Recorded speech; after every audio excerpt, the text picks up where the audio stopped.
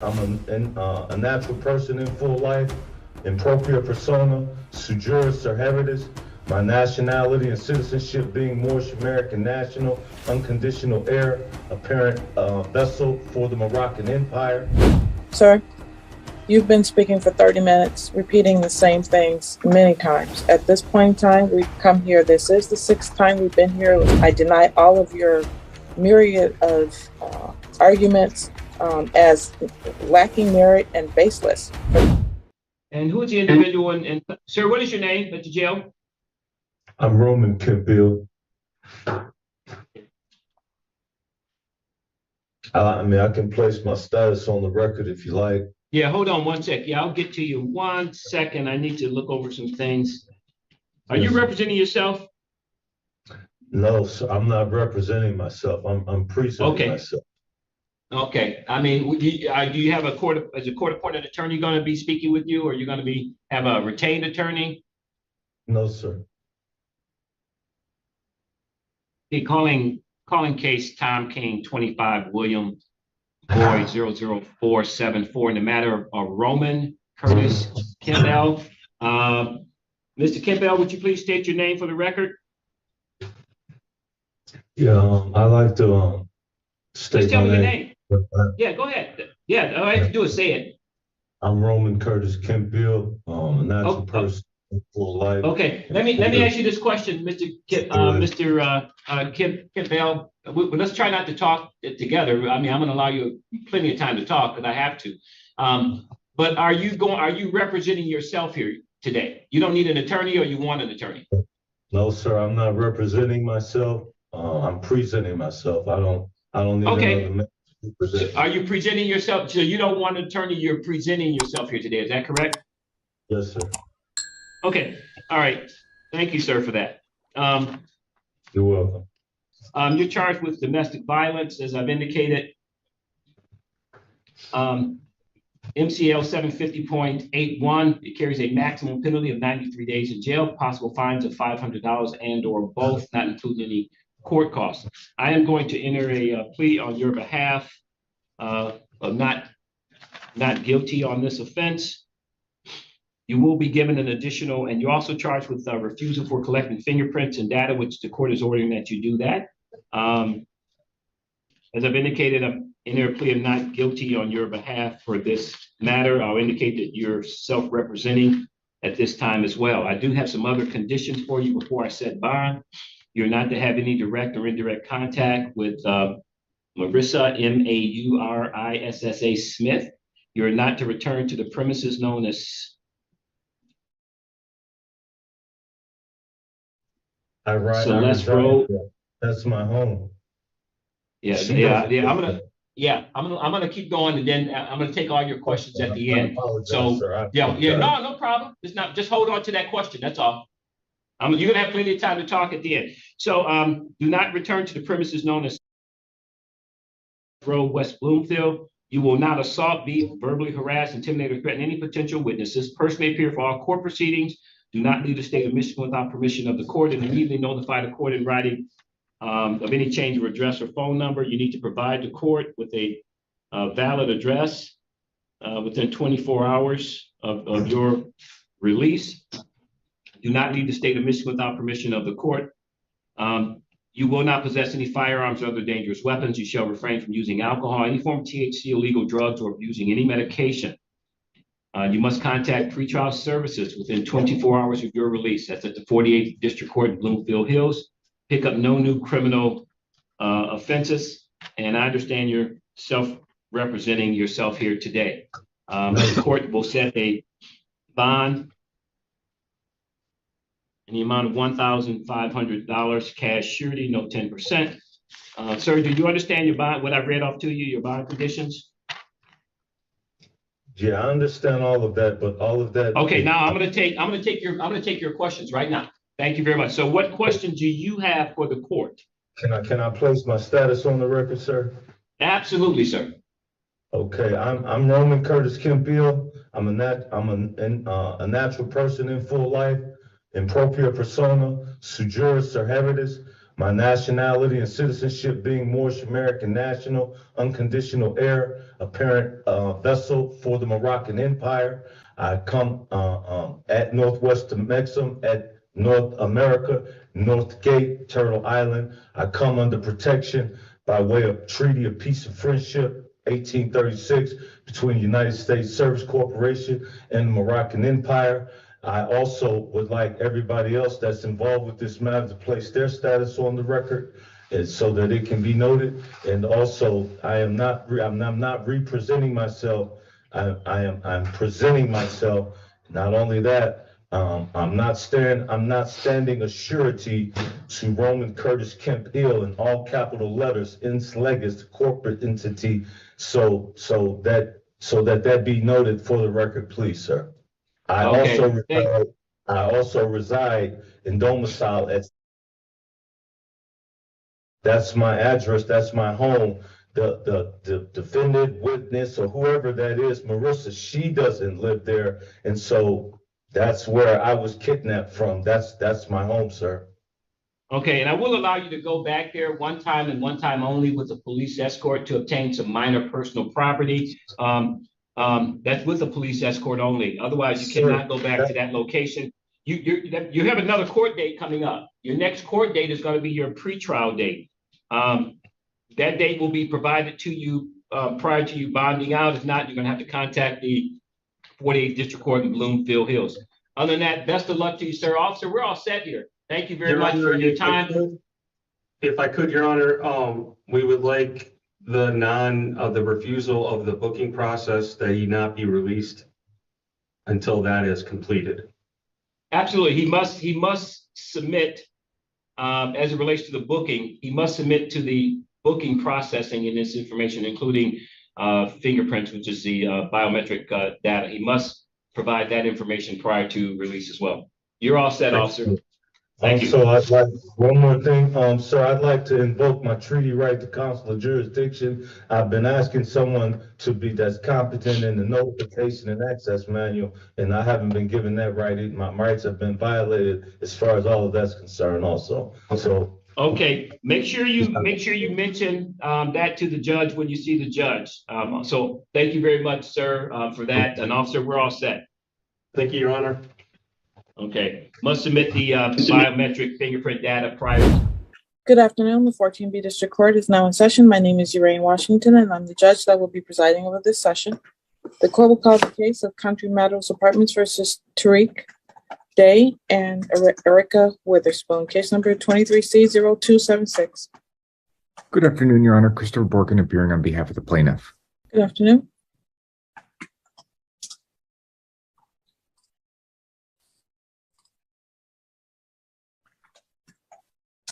Hello. Hello, we can hear you, Mr. Day. Please state your name. Can you please state your name, sir? You hear me? Yes, please state your name. Hello. Can you hear me, Mr. Day? I was going to respectfully request it. Was there? Can we please escrow- let him say his name first? Yes, absolutely. Mr. Day, Yes. could you state your name, please, sir? I am Teresa Martari Kade. Thank you, sir. All right. Your Honor, was there escrow ordered in this case?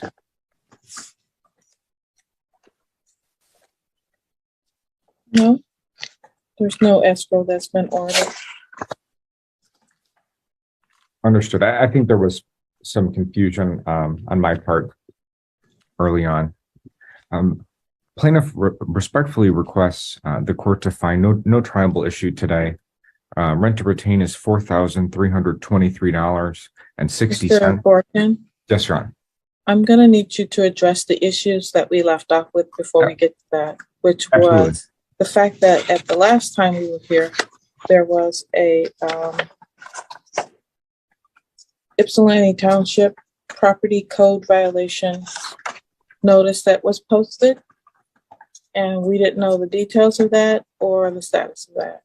Yes, Your Honor. I did investigate that further between last hearing and today. There were two items that the city requested fixing in Mr. Day's apartment. One was a gash in the kitchen floor. They requested that be fixed or replaced because it was a tripping hazard.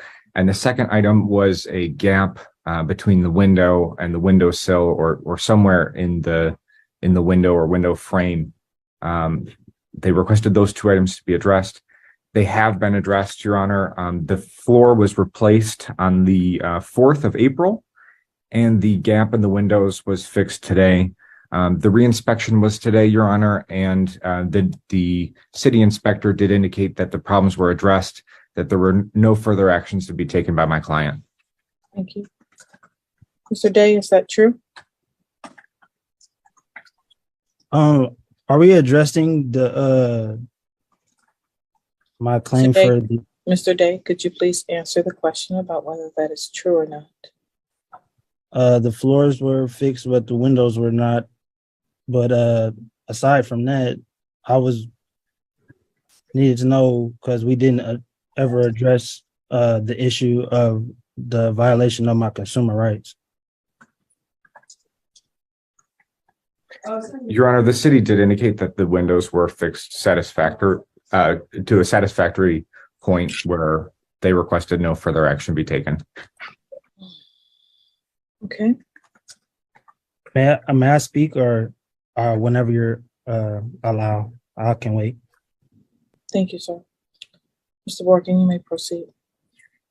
I'm sorry, Your Honor. I was closing my door. Could Mr. Day repeat the last thing he said? Mr. Day, I can he wait. said he could wait later to talk, is what he said. He wants his opportunity to speak. That's all he was saying. Understood. Thank you, Your Honor. May I proceed with the facts of the rental arrearage? You may. Rent to retain is $4,323.60. Court costs are $158, totaling $4,881.60. Plaintiff respectfully requests the court to find no triable issue today. Thank you. Mr. Day, your turn. I would like to address the violation of my consumer rights. I wasn't given full disclosure. The primary violations are, sorry, I wrote them down. I'm sorry. There they are. The primary one was the right to consumer education, as well as the right to be informed, which also alludes to my right to choose. I wasn't given full disclosure upon all the information of the contract. I was not told about my right to the education of the consumer transaction that was going to be taking place. I wasn't told that as of the consumer credit transaction that took place, or the consumer purchase that took place, that I was in fact the creditor of that account, because with our private property being the signature, it was given the contract, they gave the contract interest, and we became investors within the trust agreement of between Country Meadows Apartments LLC and the natural persons, consumers on the contract. And I would like the opportunity to be able to effectively perform our defense in regards to the claim that was sent to you all as well. Yes. So with that all being said, I would just ask for a date to be able to provide my defense and all my evidences. Today is the date for any defenses and evidences. Mr. Day? I was not told that. All you said about this meeting was that we'll be speaking on the corrections of the township document or inspection. I was told that this was going to be a date for me to to be able to provide my defense. Yeah, that was never talked about. And when I did try to speak, I was kind of bombarded, and I was under a sense of duress. And I'm just asking for a proper date for me to be able to provide my defense, as is I am allowed through the Consumer Bill of Rights, which I have the right to be heard efficiently and without any kind of forced action because of a lack of communication and transparency. I was not told. I don't know if I know it's not on the record because I went back and I watched the recording on YouTube. It was not stated that this is going to be a day for me to provide my defense. So if that is what's being said, then again, that'd be a violation of my Fourth Amendment right, as far as the United States Constitution goes, and as well as what I already mentioned, my consumer right of having the right to be heard. All right. Anything else you want to present today, sir? Because today is the hearing. That's the whole point. I wasn't told that this was going to be a date, so wasn't allowed the proper time to have all my evidences present so I could put them on the record. All right. Thank you, sir. Anything else, Mr. Walker? Your Honor, from what I gather from Mr. Day's statements, there are certain things that seem to refer to the motion that this court already ruled on. I will not address those. There do seem to be things along the lines of what Mr. Day was told in terms of his rights as a person signing a lease in Michigan. I will indicate for the record that my client's lease has all the proper disclosures under Michigan law to Mr. Day. Mr. Day did, in fact, sign his name to that lease agreement. And I would again ask the court to find no merit to those arguments and no triable issue. There is this other issue that I can gather with there being a trust agreement and Mr. Day being an investor of the property under that trust agreement. Your Honor, I've seen no evidence to support this claim. And if there is any merit to this claim, it has nothing to do with the possession judgment plaintiff is requesting today. Thank you. Thank you. Today's a date and time that was scheduled for the continuation or adjourned trial date. This court having heard no defense to the actual amounts that are being claimed at this time.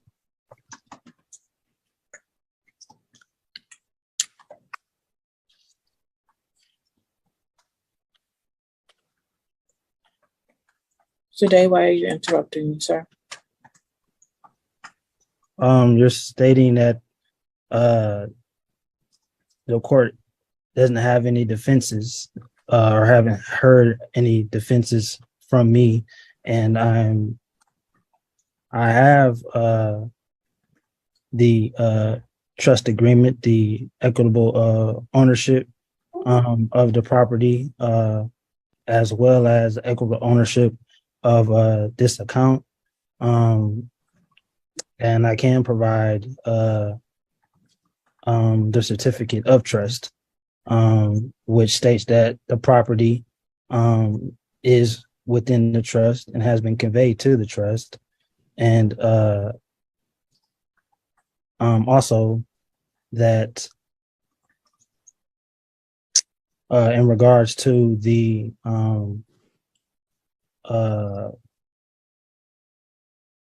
alleged amount owed, I can provide the fact that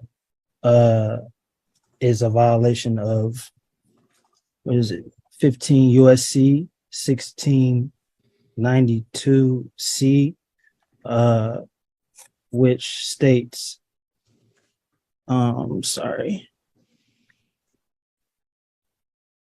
yes, if a consumer notifies a debt collector, the debt collector would be Country Meadows Apartments LLC that refused to pay the debt, or that the consumer wishes the debt collector to cease further communication with the consumer